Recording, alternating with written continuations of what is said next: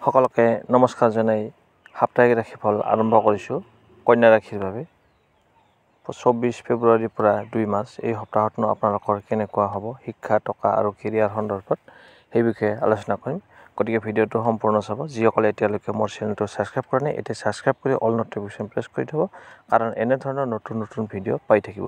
বেছি পলম নকৰি আহক তেনে আৰম্ভ কৰোঁ সাপ্তাহিক ৰাশিফল কন্যা ৰাশিৰ বাবে 24 ফেব্ৰুৱাৰীৰ পৰা 2 মাৰ্চ। যিসকল ব্যৱসায়ীয়ে অতীতত লাভৰ বাবে চুক্তি কৰিছিল সিহঁতে এই সপ্তাহত এটা ডাঙৰ শুভ লক্ষণ পাব পাৰে, কাৰণ এইটো সম্ভৱ যে আপোনাৰ চুক্তি সফল হ'ব পাৰে আৰু অতি শীঘ্ৰেই আপুনি অৰ্থ লাভৰ বা অৰ্থ উপাৰ্জনৰ অনেক সুযোগ পাব পাৰে। এই সপ্তাহত আপুনি আপোনাৰ বেছিভাগ সময় পৰিয়ালৰ সৰু সদস্যসকলৰ লগত বহি বা খেলি কটাব পাৰে।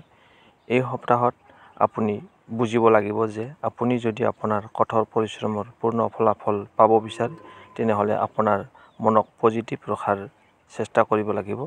আপোনাৰ চন্দ্ৰ ৰাশিৰ পৰা ষষ্ঠ ঘৰত শনিৰ উপস্থিতিৰ কাৰণে এই সপ্তাহত আপোনাৰ কেৰিয়াৰৰ বাবে সাধাৰণতকৈ বেছি গুৰুত্বপূৰ্ণ হ'বলৈ গৈ আছে, যাৰ ফলস্বৰূপে এই সপ্তাহত আপুনি বহুতো নতুন সুযোগ পোৱাৰ সম্ভাৱনা আছে।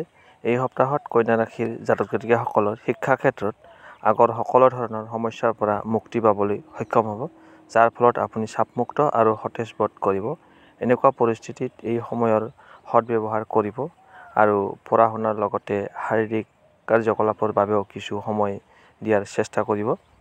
আপোনালোকে ইমান পৰে ৰাশিফলখিনি শুনি কেনে পালে জনাব। ভাল পালে লাইক এটা কৰি আমাৰ মনোবল বঢ়াব আৰু আপোনাৰ উপকাৰৰ লগতে আপোনাৰ বন্ধুবৰ্গক ভিডিঅ'টো শ্বেয়াৰ কৰি দিব।